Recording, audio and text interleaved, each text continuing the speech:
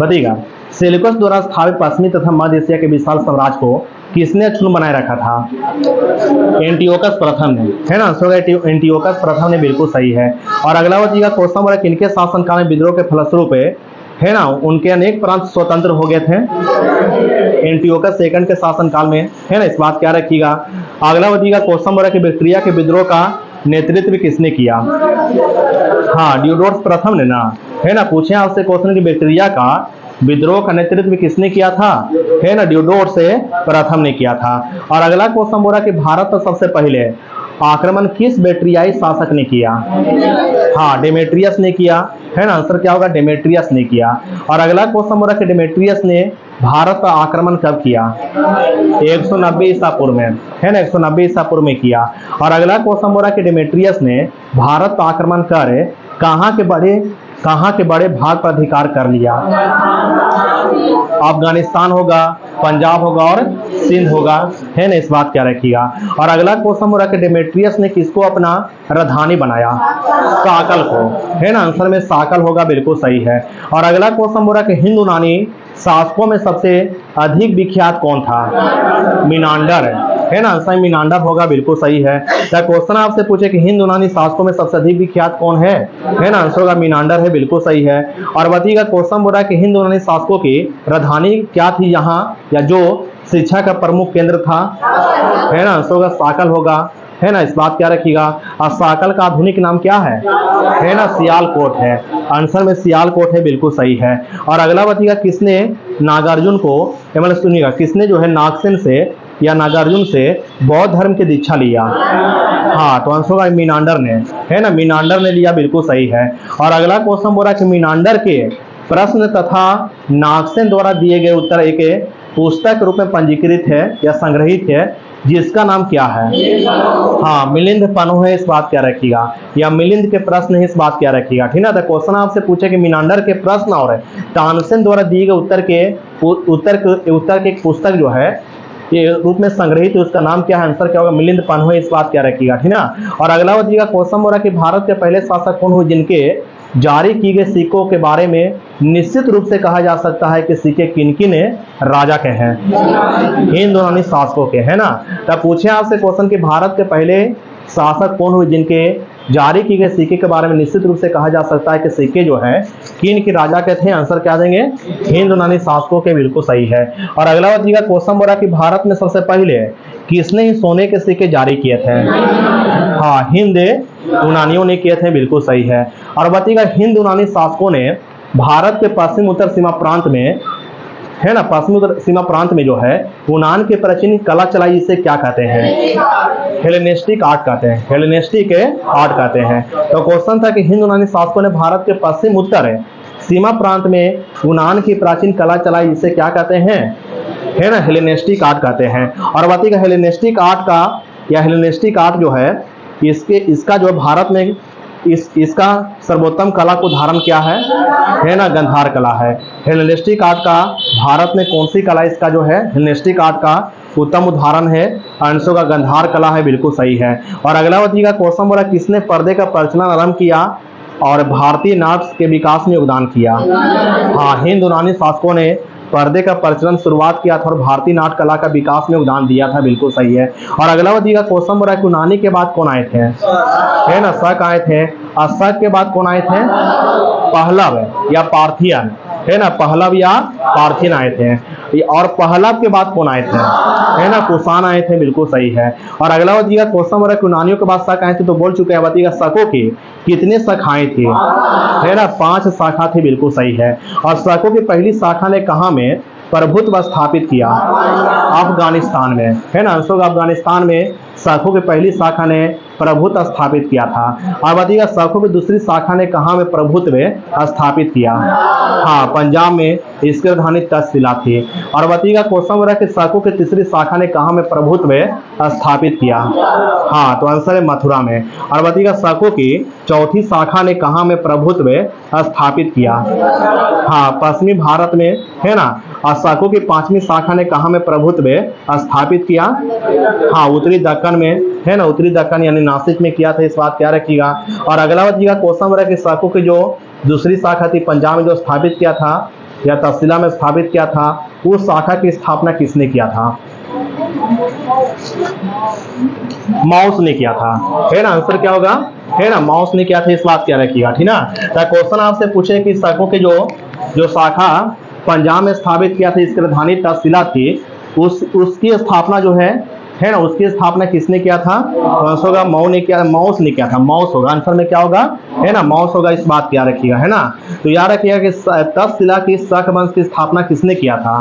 तक्षशिला के शाक वंश की स्थापना किसने किया था? है ना, माउस ने किया था।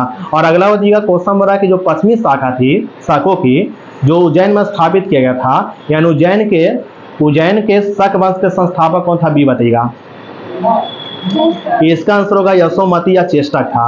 यशोमती या, है ना, चेष्टक था। इस बात क्या रखिएगा, ठीक ना। उज्जैन में जो शक वंश की स्थापना किया गया था, उसकी स्थापना किसने किया था? तो आंसर होगा, है ना, यशोमती या चेष्टक ने किया था। और अगला बताइएगा क्वेश्चन बोला कि शाकों की जो शाखा, जो पांचवी शाखा थी, जो दक्कन पर अधिकार किया था या नासिक में जो शासन कर रहा था, तो नासिक में शक वंश की स्थापना किसने किया था? हाँ, तो आंसर क्या देंगे? है ना, नासिक में शक वंश की स्थापना किया था भूमक ने, है ना, भूमक होगा। है ना, इस बात क्या रखिएगा, आंसर क्या होगा? है ना, भूमक होगा। इस बात क्या रखिएगा। और अगला बताइएगा क्वेश्चन हो रहा कि, है ना, बताना कि मथुरा में शक वंश की स्थापना किसने किया था? राजुल होगा। है ना, मथुरा में शक वंश की स्थापना किसने किया था? है ना, आंसर क्या होगा? है ना, राजुल होगा। इस बात क्या रखिएगा, ठीक है, इसको नोट कर लेना। और अगला बताइएगा क्वेश्चन हो रहा है कि शक मूलतः कहाँ के निवासी थे? मध्य एशिया के, है ना, इस बात क्या रखिएगा। और अगला बताइएगा क्वेश्चन हो रहा है कि प्रथम शक राजा कौन थे? मो थे, है ना, प्रथम शक राजा कौन थे? है ना, आंसर होगा मो थे। बिल्कुल सही है, मो थे, है ना। अगला बताइएगा क्वेश्चन हो रहा है कि कब उज्जैन के एक स्थानीय राजा ने शकों को पराजित करके बाहर खदेड़ दिया? 58 ईसा पूर्व में। और उसने कौन सी उपाधि धारण किया? विक्रमादित्य की, है ना, आंसर होगा विक्रमादित्य को उपाधि, है ना, धारण किया जब उज्जैन के एक स्थानीय राजा ने शकों को पराजित करके जो है बाहर खदेड़ दिया था 58 ईसा पूर्व में। और बताइएगा क्वेश्चन हो रहा है कि शकों पर विजय को उपलक्ष्य में जो है एक नया संवत विक्रम संवत के नाम से प्रारंभ हुआ था, वो कब हुआ था? हाँ, तो आंसर 58 ईसा पूर्व हुआ था। या बोल सकते हैं कि विक्रम संवत का शुरुआत कब हुआ? है ना, 58 ईसा पूर्व हुआ था। और अगला बताइएगा क्वेश्चन बोला कि विक्रमादित्य की संख्या भारतीय इतिहास में कितना तक पहुंच गई थी? 14, है ना, 14 विक्रमादित्य हो गए थे भारतीय इतिहास में। इस बात क्या रखिएगा। और अगला बताइएगा सबसे अधिक विख्यात विक्रमादित्य कौन था? हाँ, गुप्त सम्राट चंद्रगुप्त द्वितीय, है ना, गुप्त सम्राट चंद्रगुप्त द्वितीय जो था सबसे अधिक विख्यात विक्रमादित्य था। इस बात क्या रखिएगा, है ना। और अगला बताइएगा क्वेश्चन किया रही है, यहाँ क्वेश्चन हो रहा है कि शकों की, है ना, किस शाखा ने सबसे लंबे समय तक शासन किया था? हाँ, तो आंसर होगा शकों की पश्चिमी शाखा जो उज्जैन में स्थापित था, है ना, शकों की पश्चिमी शाखा जो उज्जैन में स्थापित था, उसने सबसे लंबे समय तक शासन किया था। इस बात क्या रखिएगा। और अगला बताइएगा क्वेश्चन हो रहा है कि शकों के सबसे प्रतापी शासक कौन था? रुद्रदामन प्रथम, है ना, रुद्रदामन प्रथम जो था शकों के सबसे प्रतापी शासक था। और अगला बताइएगा क्वेश्चन हो रहा है कि रुद्रदामन प्रथम का शासन जो था कहाँ के बड़े भाग पर था? गुजरात के काठियावाड़ या गुजरात बोल सकते हैं, कोई दिक्कत नहीं है। और अगला बताइएगा क्वेश्चन किया रही है कि गुजरात के, है ना, काठियावाड़ में, है ना, रुद्रदामन प्रथम ने कौन सा झील का जीर्णोद्धार किया था? हाँ, तो आंसर होगा अर्ध सुख से सुदर्शन झील का जीर्णोद्धार किया था। या बोल सकते किस शक राजा ने, है ना, सुदर्शन झील का जीर्णोद्धार किया था? आंसर क्या होगा, है ना, आंसर क्या होगा बताइएगा। पहला क्वेश्चन किया रही है कि रुद्रदामन जो था, रुद्रदामन किसका बड़ा प्रेमी था? हाँ, तो आंसर होगा संस्कृत का, है ना, संस्कृत का बड़ा प्रेमी था। और अगला बताइएगा क्वेश्चन हो रहा किसने जो है सबसे पहले विशुद्ध संस्कृत भाषा में लंबा अभिलेख गिरनार अभिलेख जारी किया था? हाँ, तो आंसर होगा रुद्रदामन प्रथम ने किया था। बिल्कुल सही है। और अगला बताइएगा क्वेश्चन हो रहा कि भारत में शक राजा अपने आप को क्या कहते थे? हाँ, तो आंसर होगा क्षत्रप कहते थे, क्षत्रप कहते थे। बिल्कुल सही है। और बताइएगा क्वेश्चन हो रहा कि अंतिम शक राजा कौन थे? रुद्रसिंह थर्ड, है ना, अंतिम शक राजा कौन थे? रुद्रसिंह थर्ड थे, रुद्रसिंह थर्ड थे। इस बात क्या रखिएगा। रुद्रसिंह तृतीय थे। इस बात क्या रखिएगा, ठीक ना। और अगला बताइएगा क्वेश्चन रखा सुदर्शन झील का, है ना, निर्माण किसने किया था? हाँ, चंद्रगुप्त मौर्य ने किया था, है ना, इस बात क्या रखिएगा। और बताइएगा कि, है ना, किस मौर्य शासक ने, है ना, किस मौर्य शासक ने जो है सुदर्शन झील का जीर्णोद्धार किया था? अशोक ने किया था, है ना, इस बात क्या रखिएगा। पहले तो मौर्य वंश को शासक कौन थे जिसने सुदर्शन झील का निर्माण किया था? तो आंसर होगा चंद्रगुप्त मौर्य ने किया था। और चंद्रगुप्त मौर्य ने अपनी किस गवर्नर की सहायता से जो है सुदर्शन झील का निर्माण किया था? पुष्यमित्र बाईस है ना, आंसर होगा पुष्यमित्र बाईस की सहायता से किया था। और उसके बाद सुदर्शन झील का जीर्णोद्धार किसने किया था? अशोक ने किया था। और अशोक ने जो है सुदर्शन झील का जीर्णोद्धार किया था अपने किस गवर्नर के सहायता से? हाँ, तो आंसर होगा तुशासक है ना, तुशासक के सहायता से अशोक ने जो है सुदर्शन झील का जीर्णोद्धार किया था। फिर अशोक के बाद किसने जो है सुदर्शन झील का जीर्णोद्धार किया था? हाँ, तो आंसर होगा शक राजा रुद्रदामन प्रथम ने किया था। और अगला बताइएगा क्वेश्चन हो रहा है कि रुद्रदामन प्रथम ने जो है सुदर्शन झील का जीर्णोद्धार किया था अपने किस गवर्नर के सहायता से? हाँ, तो आंसर होगा सुविशाख है ना, सुविशाख के सहायता से रुद्रदामन प्रथम ने जो है सुदर्शन झील का जीर्णोद्धार किया था, बिल्कुल सही है। और अगला बताइएगा क्वेश्चन हो रहा है कि शाकों के बाद किसने जो है ना, शाकों के बाद किसने जो है सुदर्शन झील का जीर्णोद्धार किया था?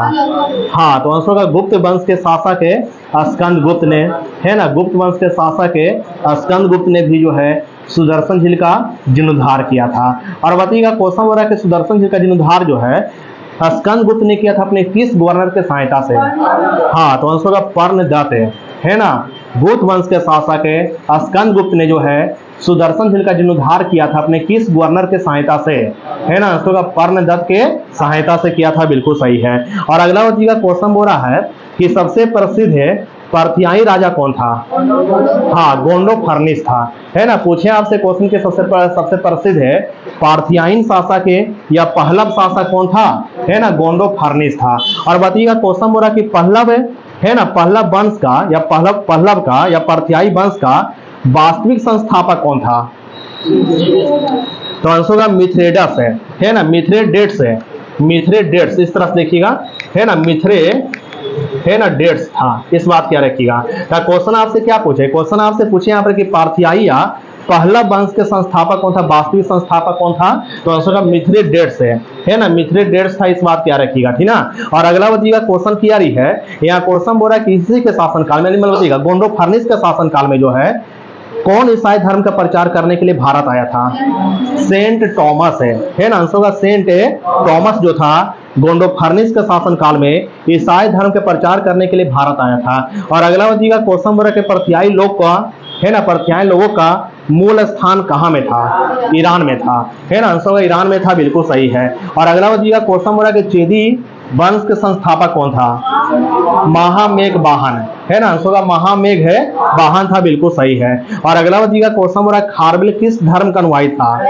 हाँ, तो आंसर होगा जैन धर्म का अनुयायी था, बिल्कुल सही है। और अगला बताइएगा क्वेश्चन हो रहा है कि, है ना, किसने जो है जैन मुनियों के लिए उदयगिरी की पहाड़ी में गुफा का निर्माण करवाया था?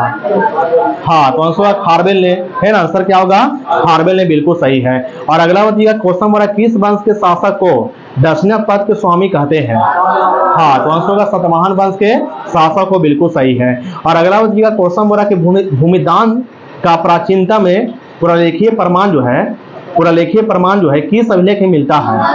हाँ, नानाघाट अभिलेख में। ये सतवाहनों का है, नानाघाट अभिलेख किसका है ना, सतवाहनों का है ना, इस बात क्या रखिएगा। और अगला बताइएगा क्वेश्चन की आ रही है, यह क्वेश्चन हो रहा है कि मौर्य प्रशासन में गुप्तचर विभाग किस नामक के आमद के अधीन था?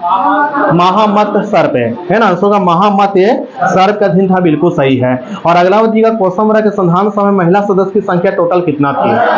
हाँ, तो आंसर है 15 थी, बिल्कुल सही है। और अगला बताइएगा क्वेश्चन की आ रही है, बताना कैबिनेट मिशन के प्रस्ताव पर गठित अंतरिम सरकार में जो है अंतरिम सरकार में विदेशी मामले और राष्ट्रमंडल मंत्री कौन थे? हाँ, तो आंसर होगा जवाहरलाल नेहरू थे, बिल्कुल सही है। और बताइएगा क्वेश्चन हो रहा है कि अंतरिम मंत्रिमंडल में, है ना, अंतरिम मंत्रिमंडल में जो है उद्योग आपूर्ति मंत्री कौन थे? हाँ, तो आंसर होगा जॉन मथाई थे। और अगला बताइएगा क्वेश्चन हो रहा है कि अंतरिम मंत्रिमंडल में खाद्य और कृषि मंत्री कौन थे? हाँ, तो आंसर होगा डॉक्टर राजेंद्र प्रसाद थे। और बताइएगा क्वेश्चन हो रहा है कि अंतरिम मंत्रिमंडल में रेलवे मंत्री कौन थे?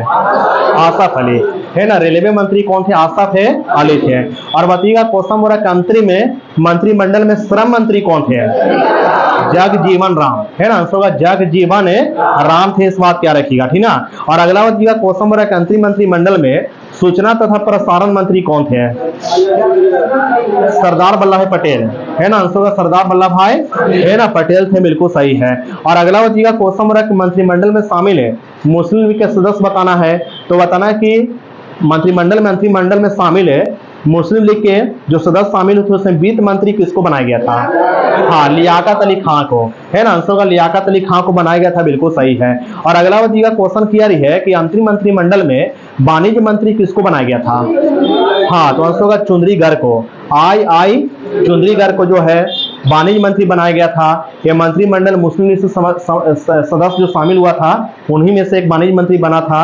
उनका नाम क्या है? आई चुंदरी गर्ग है। और अगला बचिएगा क्वेश्चन बोरा है, यहाँ क्वेश्चन बोरा कि स्वतंत्र भारत के पहला मंत्रिमंडल जो 1947 को गठित हुआ था उसमें शिक्षा मंत्री कौन थे? मौलाना अबुल कलाम आजाद है ना। आंसर होगा मौलाना अबुल कलाम आजाद थे। और बताइएगा क्वेश्चन बोरा कि स्वतंत्र भारत के पहले मंत्रिमंडल में, है ना, रक्षा मंत्री कौन थे? सरदार बलदेव सिंह थे। और बताइएगा स्वतंत्र भारत के पहले मंत्रिमंडल में वाणिज्य मंत्री कौन थे? हाँ, CH भाभा, है ना। आंसर होगा CH भाभा थे। और स्वतंत्र भारत के पहले मंत्रिमंडल में, है ना, संचार मंत्री कौन थे? रफी अहमद किदवई थे, रफी अहमद किदवई थे। और बताइएगा स्वतंत्र भारत के पहले मंत्रिमंडल में उद्योग तथा आपूर्ति मंत्री कौन थे? हाँ, श्यामा प्रसाद मुखर्जी, है ना। आंसर होगा श्यामा प्रसाद, है ना, मुखर्जी थे, बिल्कुल सही है। और स्वतंत्र भारत के पहले मंत्रिमंडल में खान कार्य तथा ऊर्जा मंत्री कौन थे? हाँ, BN गॉडगिल, है ना। आंसर होगा BN गॉडगिल थे, बिल्कुल सही है। और अगला बचिएगा क्वेश्चन नंबर कि स्वतंत्र भारत के पहले मंत्रिमंडल में, है ना, विधि मंत्री कौन थे? हाँ, भीमराव अंबेडकर जी थे, बिल्कुल सही है। और अगला बचिएगा क्वेश्चन नंबर कि संविधान सभा के संचालन समिति के अध्यक्ष कौन थे? डॉक्टर राजेंद्र प्रसाद। और बताइएगा सुनिएगा संविधान सभा के संघीय संविधान समिति के अध्यक्ष कौन थे? हाँ, पंडित जवाहरलाल नेहरू थे। और संविधान सभा के प्रांतीय संविधान समिति के अध्यक्ष कौन थे? हाँ, सरदार वल्लभ भाई पटेल थे। और बताइएगा संविधान सभा के, है ना, संघ शक्ति समिति के अध्यक्ष कौन थे? हाँ, तो आंसर होगा पंडित जवाहरलाल नेहरू थे। और बताइएगा संविधान सभा के मौलिक अधिकार तथा अल्पसंख्यकों के संबंधी परामर्श समिति के अध्यक्ष कौन थे? हाँ, तो आंसर है सरदार वल्लभ भाई पटेल थे, बिल्कुल सही है। और बताइएगा क्वेश्चन नंबर है संविधान सभा के राष्ट्रध्वज संबंधित तदर्थ समिति के अध्यक्ष कौन थे? हाँ, तो आंसर होगा डॉक्टर राजेंद्र प्रसाद है, बिल्कुल सही है। अगला बचिएगा क्वेश्चन नंबर है राष्ट्रमंडल ने कब भारत की, मतलब कि संविधान सभा ने कब राष्ट्रमंडल में भारत की सदस्यता का सत्यापन किया था? मई 1949 में किया था, है ना, मई 1949 में किया था, बिल्कुल सही है। और अगला बचिएगा क्वेश्चन किया रही है बताना कि युद्ध और शांति किस सूची के विषय है? संघ सूची का, है ना, संघ सूची का विषय है। और अगला बचिएगा क्वेश्चन बोला कि पुलिस जेल किस सूची का विषय है? हाँ, आंसर होगा राष्ट्र सूची के विषय, इस बात क्या रखिएगा, ठीक ना। और अगला बचिएगा क्वेश्चन किया रही है कि शिक्षा जो है किस सूची में आती है? हाँ, तो आंसर होगा समवर्ती में आती है। और बताइएगा विवाह और तलाक किसमें आती है? हाँ, समवर्ती सूची में आती है। शांति और व्यवस्था किसमें आती है? राज्य सूची में आती है। शांति और व्यवस्था राज्य सूची में आती है। और अगला बचिएगा क्वेश्चन मेरा युद्ध और शांति किसमें आती है? संघ सूची में आती है। युद्ध अथवा शांति जो है, युद्ध और शांति किसमें आती है? संघ सूची में आती है। और शांति तथा व्यवस्था किसमें आती है ना, राज सूची में आती है। और अगला बतिएगा स्थानीय स्वशासन किसमें आती है ना, राज्य सूची में, है ना, इस बात क्या रखिएगा। और अगला बतिएगा क्वेश्चन किया रही है कि श्रमिक संघ किस सूची में आती है? समवर्ती सूची में, है ना। श्रमिक संघ किस सूची में आती है ना, समवर्ती सूची में आती है। समाचार पत्र, है ना, समवर्ती सूची में आती है। और बताइए कृषि किस में आती है? राज सूची में, है ना। कृषि किस में आती है ना, राज सूची में आती है। अगला बताइएगा क्वेश्चन बोला कि भारतीय संविधान में भारत को क्या घोषित किया गया है? हाँ, तो आंसर राज्यों का संघ है ना, राज्यों का संघ है। और बताइएगा क्वेश्चन बोला कि प्रस्तावना जो है ना, प्रस्तावना वो कहां से ली गई है? अमेरिका से, है ना, अमेरिका से ली गई है। और अगला बताइएगा क्वेश्चन किया रही है बताना कि संसाधना के शासन प्रणाली कहां से ली गई है? हाँ, ब्रिटेन से, है ना। आंसर क्या होगा? है ना, ब्रिटेन से ली गई, इस बात क्या रखिएगा, ठीक ना। और अगला बताइएगा क्वेश्चन किया रही कि एकल नागरिकता और विधि निर्माण प्रक्रिया कहां से ली गई है? हाँ, तो आंसर ब्रिटेन से ली गई है। और नीति निर्देशक सिद्धांत कहां से ली गई है? आयरलैंड से ली गई है। प्रस्तावना की भाषा ऑस्ट्रेलिया से, है ना, थोड़ा धीरे बोलेंगे, ऑस्ट्रेलिया से ली गई है। और बताइएगा क्वेश्चन बोल रहा है कि समवर्ती सूची का प्रावधान कहां से ली गई है? ऑस्ट्रेलिया से। मौलिक कर्तव्य का प्रावधान है ना, रूस से ली गई है। और बताइएगा क्वेश्चन बोल रहा है कि भाग 9 के काम में किसका उल्लेख है? नगर पालिका का, है ना, नगर पालिका का उल्लेख है। और बताइएगा सहकारी समिति का उल्लेख है? हाँ, भाग 9 के ख में, है ना, भाग 9 के ख में सहकारी समिति का उल्लेख किया गया है। अब बताइएगा भाग 9 में किसका उल्लेख है ना, पंचायत का उल्लेख भाग 9 में किया गया है। और अगला बताइएगा क्वेश्चन बोल रहा है कि संविधान की, है ना, किस अनुसूची में जो है विभिन्न अनुसूचित क्षेत्रों तथा अनुसूचित जनजाति के प्रशासन तथा नियंत्रण के बारे में उल्लेख किया गया है?